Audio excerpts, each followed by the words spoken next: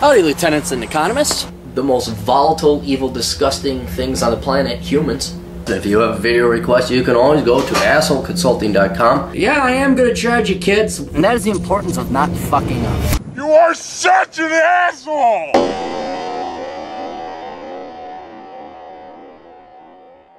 Hey everybody, old unshaven Cappy here. Yes, the girlfriend is gone for 5 days. She's out in New York. And old bachelor, the house is a pit. It's just a pit. She hasn't even been gone that long. It's just like, oh God, does she clean up that much? Yeah, apparently she does. This has nothing to do with the topic at hand. We have a video request. And if you have a video request, an unshaven Cappy will answer it. Go to assholeconsulting.com, and it doesn't have to be a video. It could be a private consultation. We don't have to air your laundry to everyone on the interwebs. So it can always be email responses. And I charge an arm and a leg for Skype and phone conversation. I charge just an arm and a leg because I don't like doing it. Anyway, young man has a very interesting and politically incorrect, truthful question. And so we'll read it here. And I'll keep them anonymous. Dear Aaron, here's my video request question. Please quote the price and I will make the payment promptly. We are all familiar with how some people overcompensate for things they feel they are missing. Guys who come from poor backgrounds and make tons of money become extremely fleshy. I think he means flashy. Short guys buy big cars. Fat women act more confident than they should be, etc. Is it possible that the feminism we see today is nothing but some women's desire to overcompensate for disadvantages and discrimination they experienced in this society up until not so long ago, i.e. Mad Men? If they feel they have very few rights up until the 70s, now they want those rights at any cost, even if it means slaving away at work and not having a life. So we'll stop there because then there's a follow-up question. So one, we're talking about old feminists who really are dying out now. These are baby boomer feminists. And it's kind of concluded, based on that generation, the bra-burning generation of feminists, what they wanted. And is it that psychological component that drove them? For some it would be, but I have to look at the empirical evidence, and you have to use Occam's razor, and this is, you want to know why I'm a great economist? I'm not smart.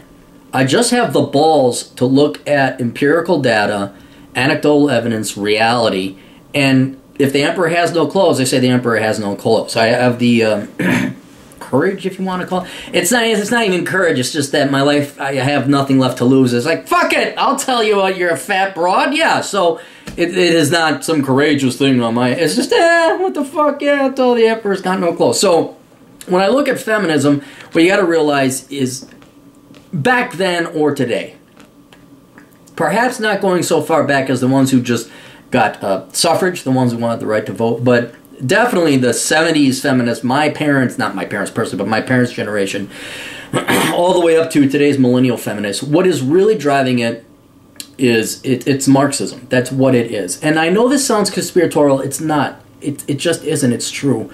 Because have you ever heard of a conservative or a Republican or a libertarian feminist? Have you found a feminist that votes for less state power?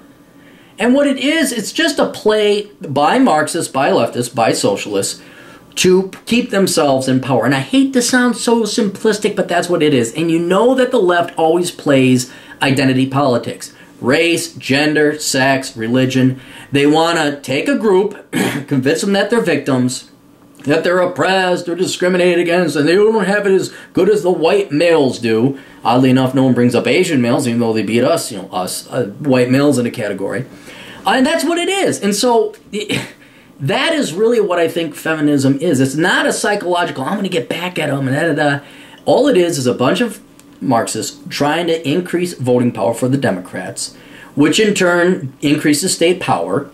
It replaces men with the government, who are traditionally the conservative, libertarian, freedom-type psychological people, and taking them out of society, denying them their agency, taking away the traditional roles that men do, taking away and removing the nucleus from the cell, and replacing the man with the government, and replacing the family with the government and the state, so that largely leftist, Marxist, socialist, lazy turds can have lifelong government jobs effectively doing nothing.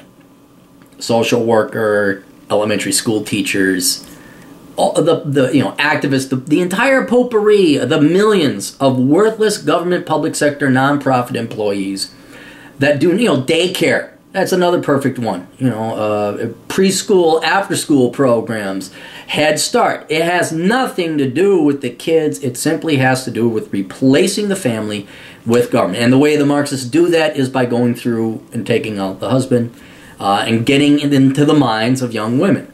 So women are brainwashed from school on, kindergarten on, even you could even say like on TV and media on, although there is no communist government public sector incentive to do that except for public service announcements, to train women that they are the exact same as men, there are no differences between the sex, and that they should go out and get jobs just like men. They should abandon their families. They should outsource the rearing of their children. They should divorce their husbands. And once you get rid of the original agency that women predominantly, not all women were stay-at-home moms, of course not, but once you pull the mother out of the house, now the state can take over the children. They can educate the children. They can brainwash the children into voting in and keeping this dynasty of leftist, Democrats, socialists, communists, Marxists employed and empowered for the rest until life, death do come.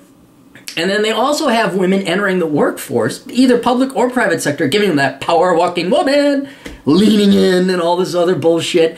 Why? Because working women, see, very important, think about this. Being a mother, being a stay-at-home mom, being a housewife, that's real work. I don't know where it came in that that's not a real job. You know, fuck what Hillary Clinton says. That's real work. But it's not taxed because there's no pay for that. In other words, when you rear a child, you raise your children, you take care of the house, these are all things that a wife or stay-at-home husband might do that is tax-free. But when you pull that person out of the household and put them into the labor force, the government gets a twofer. One, now they can tax that person who is now working. And what does that person have to do? They got to pay all this other shit to effectively raise the children. Well, who raises the children? Well, it's either going to be government or daycare. And the government gets a huge revenue. So now they get the tax. Now the government has agency to come in and replace the parents. Now the government gets to effectively baby. Don't look. Preschool is not preschool. It's daycare. That's what it is. It's government daycare. And then we want government paid for daycare. So now you have the daycare workers. And we want to unionize the daycare people. To me, it's clear as day that what this is. It's just a move to have the government take over as much of the family, as much of the private lives and private sector of people, to channel more money into the left via government programs and government subsidized or government paid for industries like daycare. So I really don't believe it's anything like psychological, like they have penis envy and they want to get back at the man and by God we're going to get it. Because this, I'm sorry I have to subscribe to this because this makes way more sense. Of course certainly there are some women that, you know, quote, have penis envy, or if you want to believe in that stuff. And they're going to do it and by God, by golly, I'm going to do it. I'm going to stick it to them. I'm going to lean in and sure, they're there. But I have to subscribe to my theory, which I think is much closer to the mark, that describes the vast majority of women that are in feminism. So that's how we got there. The next question. If so, is it possible that the next generation of women will calm down, chill out, and go back to the more traditional values, if not full 180, at least halfway back to the things were the way they were before? Maybe once women don't feel like they need to prove their penis is as big as a man's penis, they will revert back to being more feminine. Thank you very much, an anonymous person.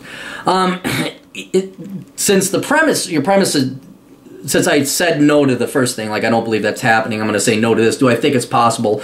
No, because I don't believe, again, it's a psychological premise you laid down before. But more so, to provide you more empirical evidence as to why I think that it's impossible. Look at the young women today. Look at the millennials. These women are just as brainwashed as the rabid, man-hating feminists of the 70s. They are, I mean, come on, they're even worse. Rape culture, all these women doing false rape accusations, all these women that lie to themselves, women, girls, that are telling themselves that if they just regretted it the next day, it was rape. These people who got yes means yes in, the Virginia Tech, I think it was, that all these rape scandals that end up becoming false rape scandals. You think you think they're going to turn around in 180 anytime soon? They are brainwashed, hate-filled Marxists, and they don't even know it. And this non-stop cacophony inquire about the wage gap that has been debunked millions of times over, but they don't care. You are dealing with programmed leftist Marxist zombies with sets of tits. That's what you're dealing with, and they're not turning around. Now, some people do turn around. Some. For example, well, I got a buddy. She has a YouTube channel, but she's all shy and sheepish about it. And we ended up hanging out not too many days ago, and we had an interesting conversation. And she's younger, she's 24, 25 or something. And she was telling me about how she was thankful that she read this article and that not just guys like us turned her around. And she was like, she's like, I was so brainwashed. Like, I believed, I was a feminist, and I thought that because men slept with me, they respected me, and they wanted to marry me, and I realized men wouldn't call me back, and I thought, well, I'm a feminist, I say all the right things, and then she said, like, but then there were all these, like, wimpy, liberal, effeminate guys, and I didn't like them too much, and, like, she says, but then I started reading, I'm like, oh my God, this makes sense, and what the conclusion that we came to was she was incredibly lucky. Because she at least figured it out when she was 24 or 25. In other words, she's young enough, she's still got her life ahead of her. She will have the time to have a happy life, whatever it may be, but typically would include finding a guy that she genuinely loves and cherishes, and maybe or maybe not, having children. But she realized that men were not the enemy. That men are nice, and that men are different. And the difference is a lot of fucking fun in the sack. You don't want to be the same. It's good that they're different. If everybody wanted to be the same, well, fuck, did I go fuck my buddy Jim? Hey, Jim, what are you doing? Hey, ho, ho. No, wait a minute. It's the French, vive la différence. It means love the difference. Even though women are batshit insane naturally. But, all that aside. So, she's one of the rare ones. Another one, Alexandra Blue, look her up. She put together this video. And holy shit. She did a ripping, like, boys, please listen. And she was trying to give boys advice in response to the male exodus. And she went in, she was a 22-year-old or 21-year-old or 23-year-old girl. She was going to tell you boys what to think. And you meant it. And it was like, it'd be like going up to Vladimir Putin and slapping him across the face. Because then all the guns turned on her and fired at once.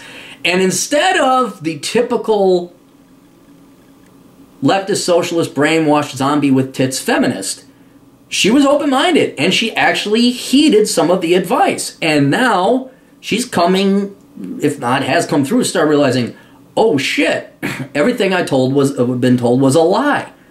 I've been brainwashed. I thought that this was it, and it's not. Like, her life was complete. Like, she got the red pill kind of jammed down her throat. She didn't have a choice, the poor kid. But again, a very rare instance of someone who woke the fuck up and realized it. Now, to provide more concrete and empirical evidence, I don't think women are going to wake up, because if you look at happiness studies, women are becoming less and less happy, which means on average you'd have to have the majority of women becoming less and less happy, which means to me the majority of them are not waking the fuck up. The majority of them still believe what Hillary Clinton tells them. They still believe what Oprah told them. They're all getting divorced. Like, shit, I saw this thing. I took the video down because I was a little drunk, and I was kind of like, it's not my best work. But I ripped apart this thing called Our Time. It's a dating site. And you got all these washed up aging baby boomers. You got to be 50 plus to join. It's like, what the fuck? Really? It's our time? What about when you were young and sexy and hot and you should have been finding someone and marrying them and having a family? That was your time. And now these feminists, and now they're sort of maybe getting it. They're sort of maybe waking up. But there's such a huge market in media, corporations, government to continue lying to women so they keep giving them money or votes. Like, we've gone over it before. 40 is the new 30. 60 is the new 30. Like, lie to women. Sell them shit. Vogue. glamour. Hey, this makes you look younger. Oh no, you keep going. You're an independent woman chick. Oh, don't worry that your child committed suicide. There's some fucked up in the water. Oh, it's not because you never fucking spent time with him or married the wrong douchebag and then he divorced you. And then, no, it's independent power woman. Well, the happiness studies belie and betray all this flash and cash and all this, Julia's government bitch kind of thing. It is not working. These women are not waking up. They're not turning around. And the ferocity, the zealousness, if that's the zealotry, the pure passion and wettedness and emotion and anger and hatred these women have, these girls in their teens and 20s, about how they're completely oppressed. Trigger warnings! I mean, my God, it goes so far down the hole. They got trigger warnings. I need a safe space. You think they're going to come around anytime soon? They're going to go straight down the pit like their baby boomer bra-burning feminist counterparts. They're gonna die alone. And God bless the handful that are like my buddy or Alexandra Blue, who wake up, who realize that men aren't the enemy, who take the time to sit and think things through logically instead of just like, I'm an independent, intelligent woman. I'm so smart. You trigger warning. Like, you notice, like, they don't argue. They claim to be smart, but they never counter with logic or reason or even evidence. Fuck that. It's all, you're an asshole. You're a sexist. Yeah, you just trigger warning. I mean, they're gone. They're fucking gone. And it's why I really feel bad for you younger boys out there. I mean, I thought baby boomers were bad. I thought Gen X was bad with these dumb fucking broads wearing nylon and the grunge and not shaving their pits. You guys, I don't know what you do with girls who claim they have post-traumatic stress because someone said a negative comment. I don't know what you do with a generation of girls, literal veritable girls, children who happen to have hit puberty, who think that majoring in sociology and women's studies and all this bullshit is going to get them a job, who are unable to tell the difference between public sector and private sector and why that's important to the economy. And you think they're going to turn around by this age and go through this epiphany, have this come to Jesus meeting, and then study, deprogram themselves, reprogram themselves in reality, and still be young enough to be effective mothers and wives by the time they're done, if they even decide to wake up and take the red pill and realize reality for what it's for, and to be genuinely selfless and have empathy. Their time is over. You guys have got to look at the 12-year-olds now and pray to God that the schools won't brainwash them, which they will. It'll just be an even more viral strain of feminism that gets them. You got to hope that they're raised up the right way. The only hope I can give you guys is the solution. The only solution I can see is in-game, where you play off of women's natural biological urges, and you neg them, you play them cool, you don't give them the time of day, you stand up to them in a flirtatious manner, not a confrontational manner. You know, like the betting tactic, I use this many times with liberal girls. We be arguing politics and she be a hottie. I say, all right, I bet you this that you're wrong. She'll say, okay, I bet. What are we betting? I say, you giving me a blowjob. And then all of a sudden, it's like, it's a very crafty maneuver.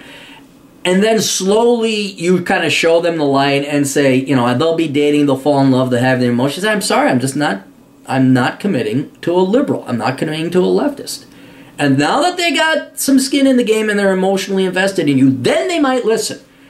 But as for them on their own, actually living up to their claims of independent mindedness and questioning their own underlying values, they're not even questioning, going up and looking at empirical data, going and asking and saying, well, how does, or just confessing to themselves, you know, I actually like cock. And I like falling in love, and I like the idea of having a man that makes more money than me, is taller than me, and like takes care of me a little bit. And I do kind of maybe want children. Until they admit those biological urges, no. They're not going to overcome the brainwashing from government. They're not going to overcome the brainwashing from the schools, and they're certainly not going to overcome the brainwashing coming from media, telling them, you go, girl, 40 is the new 20, and you don't need a man. What was it? The Eat, Pray, Love, and then... Bondage, good dude. The 50 Shades of Grey, dude. no. We're fucked. Just you know what? Read a book. Go play some video games. Smoke a cigar. I'm gonna go smoke a cigar right now. Go to my my favorite lakeside bar and smoke a cigar.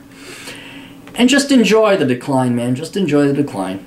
That's all there really is. I mean, you could try. You get one you really like. Maybe you can. But that's about the only way. But again, as for women, American women as a whole, Western women as a whole, sitting down and really fleshing out and thoroughly testing their feminist ideology, not going to happen. They were brainwashed into it. They're going to have to be brainwashed out of it. And I don't know about you, but I don't have the life expectancy or patience. Well, I also have a girlfriend that I very much love and enjoy and cherish, but I don't have the patience. I had very little patience back in my 20s for leftist women.